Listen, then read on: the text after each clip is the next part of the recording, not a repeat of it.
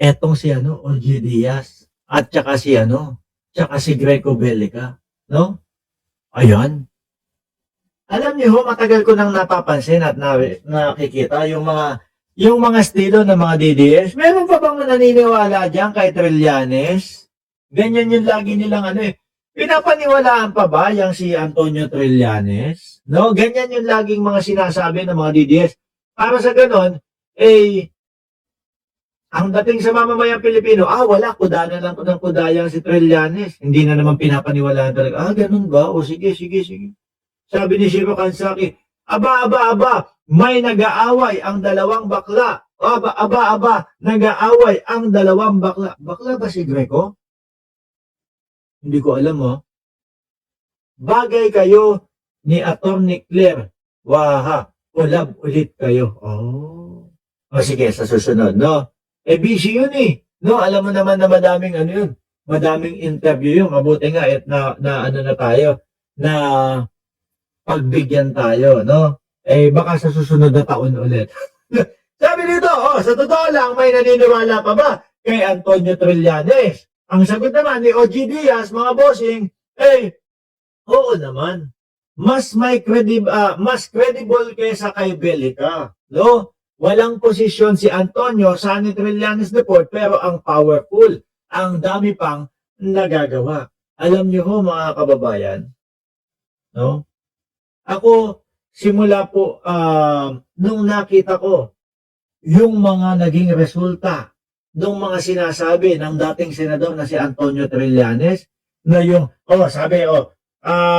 eto, si Duterte ang first batch na huhulihin o aarestuhin. Nangyari nga ho. Sabi ko, may ano to, may tira tong tao na to, may tira tong mama na to. Tapos, di ba, dati, ibinibintang nung kampo ni dating Pangulong Duterte kay Trillanes na ibinenta daw ni Trillanes yung mga isla diyan sa West Philippine Sea. Tapos kung makikita natin, yung mga nagiging kilos at yung mga nagiging resulta, para hong mas naniniwala ako na yung sila ang nagbentay doon sa West Philippine Sea. Kasi biruin nyo mga kababayan, no? Nung pagkakapanalo ng dating Pangulong Duterte taong 2016 ho, kasabay din po ng pagpaparangal sa atin na tayo po ang may karapatan para po doon sa West Philippine Sea ng UNCLOS, mga bossing. Kung ipinangalandakan, ipinush, itinulak ng dating Pangulong Duterte, yun ho, mga bossing, malamang sa alamang mas matibay ang pundasyon at ang suporta ng Pilipinas sa paglaban po sa karapatan ng West Philippine Sea. Kaso hindi. Papel lang daw ho, mga kababayan. No? Papel lang daw ho, mga boss chief amo, sir. Sabi, ni Rima Joy, deleted. Namugulahan lang ako kasi durog si MR kay Boss Mike Severa. Pero sa inyo, hindi. Kaya alam niya, mga kaibigan naman namin yan no? Magkakaibigan kami, araw-araw kami mga magkakausap yan. Ako naman kasi, simple lang ako, no? Labas ebidensya, pakita ebidensya, ganun lang naman ako. Pero ang kagandahan sa amin, hindi kami nag-aaway-away. Mamaya kausapin na naman yan, no? Buti hindi nagtampo sa akin, late yung birthday greeting ko sa kanya. Tapos, eto mga bossing, no?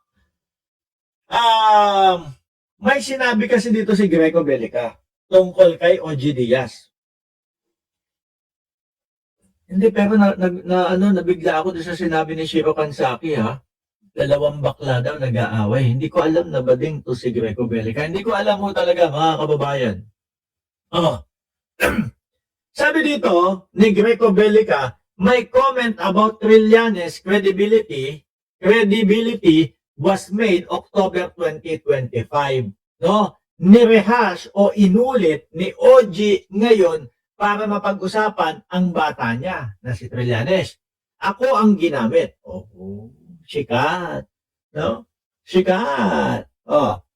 Dahil nagsampa sila Trillanes ng kaso kay Sara sa ombudsman, wala daw pumansin. Sure? Parang alam namin yun No? Huli ka boy, pero hindi kulong. Sabi dito, OG, stay in showbiz. No? Manatili na lang daw po doon sa mga pag-arte, sa pag-aartista, si OG Diaz. Ito malupit. Gawin mo na lang artista si Trillanes, gawa kayo ng pelikula, baka kumita kayo. Yaan mo na kaming mga lalaki, no? Dito sa gobyerno, gawain ng tunay na lalaki ito. Aba, sandali lang. Naalala ko ho tuloy mga bossing, yung mga LGBTQ na nandoon sa kampo ng mga DDS. Naalala nyo po? Di ba meron pang balita na isang vlogger nila. May isa pang balita, isang vlogger nila nagtakbo ng pera ng mga vlogger. Di ba? Mas madaal, ang alam ko madami sa kanila eh. Yung mga backlots ho, mga bossing eh. Tapos gaganito. Alam nyo mga kababayan, lalo na po sa Pilipinas, antay ho yan. Babae, lalaki, tomboy, bading, bakla, no? LGBTQ, lahat po yan may karapatan po na makialam at makipag-usap, makipagtalakayan pagdating po sa politika. Mga Pilipino yan eh. Di ba? Mga Pilipino yan eh. Grabe naman si Belica. Ang daming bakla doon sa kanilang si Roque, ba't sinasabi niyo si Roque? Ba't sinasama niyo si Roque? Bakla ba si Roque? Hindi ako naniniwalang bakla yun. No. Si Roque, hindi ako naniniwala na bakla si Roque. Bakit? Matigas nga yung pagkakasabi niya nung pinapatopless niya si Ronil Yang. No, yun ang pinangahawakan ko na hindi bakla si Roque. Sabi ni Ma'am Delia Rosario, CRB, correct, kababayan ko yun. Si Martin Romualdez. Ito, sagot ni OG Diaz. Dito kay kay Belica. Mr. Belica, kung nirehas ko lang po ito, no, ang importante, confirm na sinasabi mo nung October 25. Tama o nahuhuli. So, ibig bang sabihin, nag-iba ang impression mo kay Trillanes ngayong 2026? Credible na ba siya sa'yo ngayon? O di mo lang matanggap na tama lahat ang mga hawak niyang ebidensya. Totoo. Yan niya nag-iiyakan niya yung mga DDS eh. Naaresto si dating Pangulo Duterte, iiyakan. Naaresto si Kibuloy, iiyakan. Tapos ito, susunod pa si Bato de la Rosa, iiyakan din. Lahat, karamihan yan, mga bossing First-hand information. Nanggagaling po kay Antonio Trillanes. Bakit hindi natin papaniwalaan?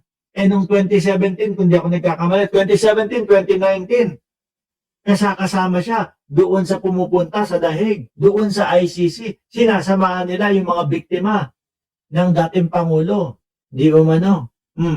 Sa EJK nila. Natural, yan yung yan yung mga talagang makakaalam kung yung progress ng mga kaso. Di ba? Sabi ni Shiro Kansaki, nanunupa lang naman si Roque sa mga white boys. Ewan ko kung patuloy si Roque ng mga white boys na sinasabi mo, ha? Hindi ko alam kung papatuloy si Roque. Tuloy. Saka Ginoong Belica, wag mo lang ilimit sa mga tunay na lalaki ang dapat may kinalaman sa gobyerno. Oo nga, ang daming bakla sa DDS. Mga bossing, ako wala akong problema doon sa mga bakla. Wala akong problema doon sa mga LGBTQ. Pero ang problema, tinatanggalan ng karapatan ni Greco Belica na makipag-usap, mamuno o kung ano man. Yung mga LGBTQ, baka magalit pag sisipain ganyan. Belica, di ba Ma'am Chris Rose? Isa-isahin natin. Si Baste. Hindi. Sabi kasi ni Leonido Negrillo, si Baste daw, bading daw. Duwag lang yun. Yun yung maraming sinasabi, maraming ibinubuka yung bibig, pero hindi naman sumusubo na ratbo yun, mga boss. si Belica, si Baste. Duwag lang yun. Mahilig lang yung magsasalita. Mahilig lang yung kung ano-ano mga banat. Kesyo mga suntukan. Pag magsuntukan kami niya ni Torre, mabubugbog ko yan. Nung nilatagan ng ring, putik na yan, pumunta na Singapore, nagtago.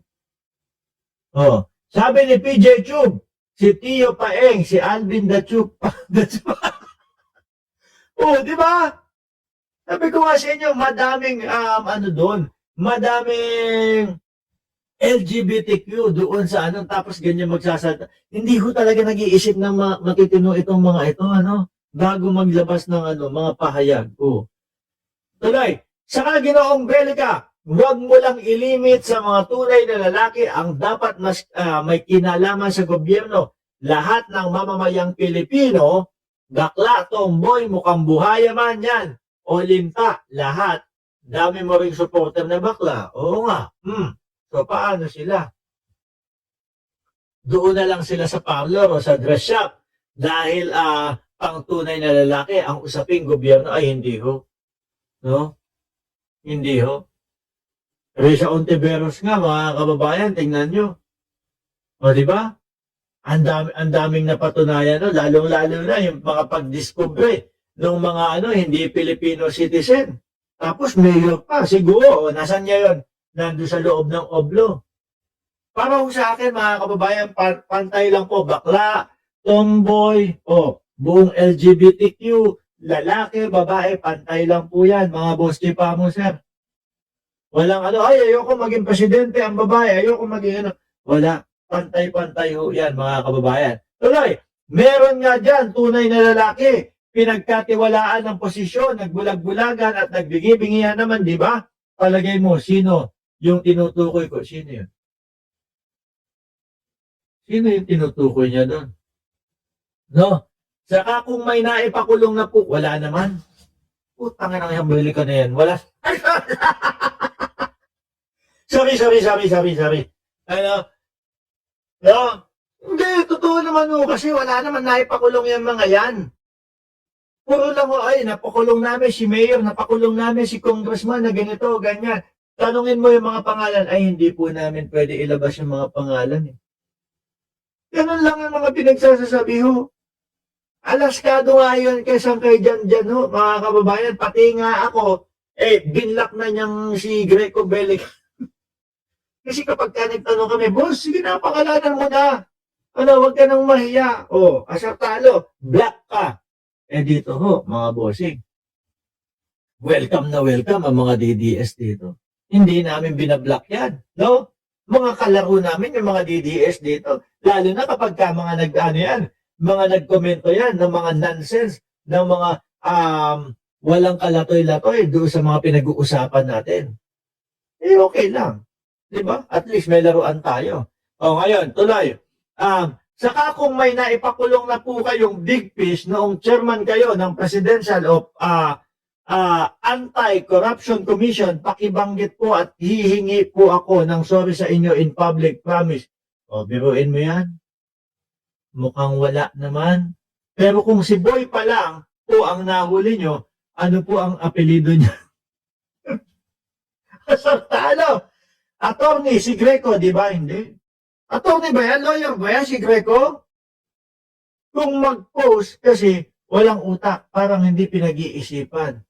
Hindi ko makitaan na attorney yan. Hindi. No, mahilig lang yan doon sa sa magtatayo-tayo ng mga party list, tapos talo. 'Di ba, Ma'am Princess Paris? Dito ho, mga kababayan, baka pastor daw siya. Pastor to. Diyos ko, meron mo ba, pastor, yung mga ibinabalita, parang hindi naman totoo. Diba, yung mga pagpapakulong, tanungin mo, ni isang pangalan, walang masabi ho. Diba, kapag ka nagsasabi ka, nang walang katotohanan at wala kang ebidensya, kasi nungalingan ang tawag dun. Diba?